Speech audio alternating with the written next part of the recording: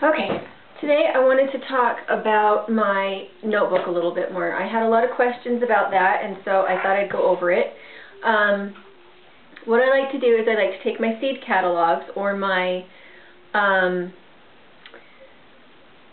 tree catalogs, you know, like your nursery stuff, anything that I'm buying, I will find an example of that, of a blurb on it that tells how many days to maturation, how about what zone you can plant it in, everything like that. I'll find a catalog that has that particular brand.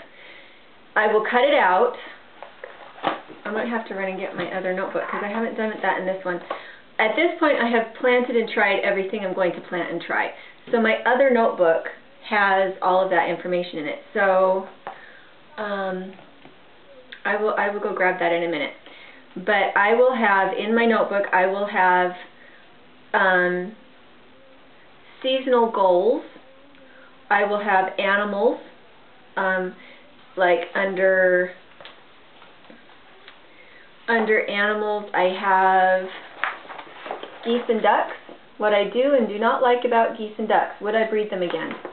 I have sketches of buildings, outbuildings I want to build, and I have checklists of when things have been done. I write down, for every season I write down when they were bred, who they were bred to, when I bought them. I have goals for homeschool, and then on the side I just have this little thing that has all my tools in it so that if I sit down and I want to do it, I've already got my glue stick and everything. So this one is the front pasture and all the goals that I have for the front pasture.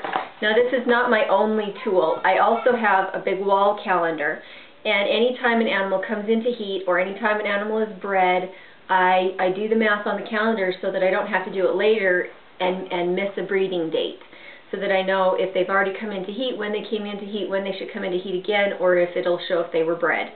When I planted something, and that way I take everything off my calendar and I put it in my notebook. I have a flip calendar too that I use because the spaces are a little bigger, and then I move it to the wall calendar that's bigger. So I use cardstock. I use cardstock, not paper, because the cardstock lasts longer and the holes don't tear out of it. And I use my tiny little binder because I think it's cuter. I mean, maybe that's a stupid reason, but I just like the smaller ones. I like to be able to fit it in a bag and have it be a little smaller. Sometimes, I have to admit, sometimes I take it to church with me because I have thoughts in my head that I know I want to put into it. It's my quiet time book. The goals for this year, we have all our fruit trees planted, we have our windbreak planted. Everything at this point is kind of sitting and waiting, seeing what's going to produce the way we want it to. I've planted more than 300 trees since we moved here 4 years ago. Well, 3 years ago. 3 years in February. And we lost a lot of trees. The ones that made it were the ones that I used rabbit manure on, and the ones that I had heavily mulched. So at this point, all of our permaculture has pretty much been done, and what I'm really trying to focus on this next year is our family garden. Last year, I didn't even really do one. The 2 years before that, I did gardens and we had produce. Last year, we had trees dying, and right in the middle of the summer, we had to go buy an irrigation pump, and because our well went dry. I was doing so much watering that I dried our well up. And so it was an exhausting summer. And most of my videos that you see in there without me wearing makeup and just looking tired, it was because I was exhausted. I was tired. We were trying to save trees as hard as we could, and we were spending money that we really felt like we didn't have to do that. So so this year I'm really focusing on having ready for the table food, annuals, not perennials. We'll keep the perennials alive, now we're focusing on annuals. And the two books that I am focusing on, or the two methods I'm focusing on, are hotbeds and cold frames. So Elliot Coleman with the Four Seasons Garden is big into greenhouses that then have smaller hoop houses in them, and that he plants in late summer so that they've got their growth on them when cold weather comes, so that you're just harvesting during the winter rather than planting. And I think that's a great idea, and I'd love to be able to do that. I haven't got the schematics down yet of being able to get all the harvest in and be planting seeds at the same time. One thing that I did do this year that was really successful was to build cages that go over my garden so that my chickens keep the weeds down except for what's in the cage. And it worked really well. It's just a wooden frame, and I may have shown it on some of my videos. It's just a wooden frame that's about 3 by 8. And then I took fencing and looped it up over and attached it to the frame, and then put bird netting over it so they can't get their heads through. Pardon me. And that worked super, super good because I don't like to weed. And if I let my chickens out, they'll weed for me in the path. And they will manure so that I don't have to manure my trees. And it works really good. It's not as good as probably an intensive garden. So again, this year that's what we're trying to do. So, hoop houses. In order for it to really work with this, you've got to have a big greenhouse. It can't be a little greenhouse. It needs to be a big greenhouse because you're going to put smaller greenhouses inside of it. Anyway, Elliot Coldman, he's in Maine, and he still has lots of snow and cold weather, and he still has harvest. So we're working on that. And this is my favorite. Pardon me. Hairspray makes me cough. So I don't usually wear it. Let's see. Hotbeds is manure mixed with straw, and it heats up. And it can heat up from anywhere from 4 weeks to 6 weeks to more weeks, depending on how big your manure pile is. I would love to do this. All of my manure already goes to so many different places that I don't have enough manure to be able to build these hotbeds. And I am restricted on how much manual labor I can do. I have a little bit of adrenal exhaustion. I have to just be really careful of my health.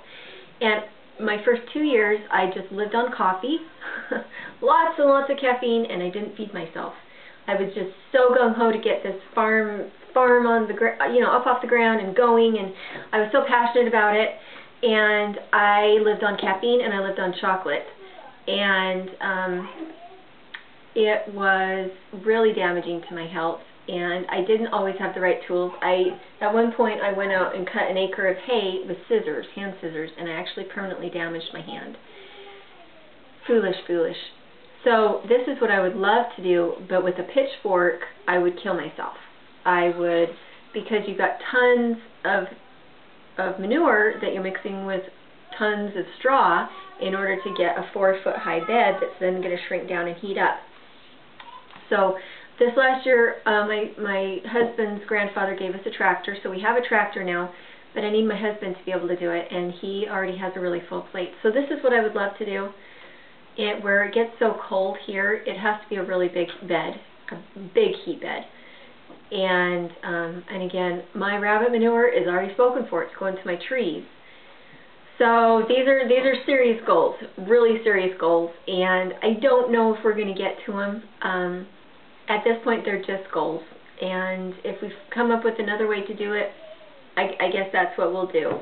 The author on this one is Jack First, and I have other books that are about hotbedding, but this one is simpler than some of the ones written in the 1800s. Those ones are assuming you have slave labor, literally. They're assuming you have slave labor, or manual laborers that you're paying for.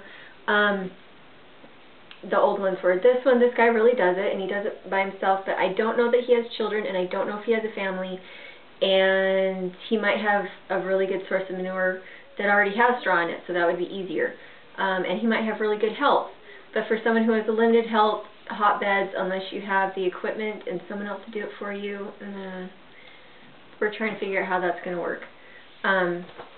So anyway, there's that, and I did want to show you my other notebook. I don't know how to edit these stupid videos yet, so if I can find it really fast, I will bring it. If I can't find it really fast, the video is over, and I will just end the video.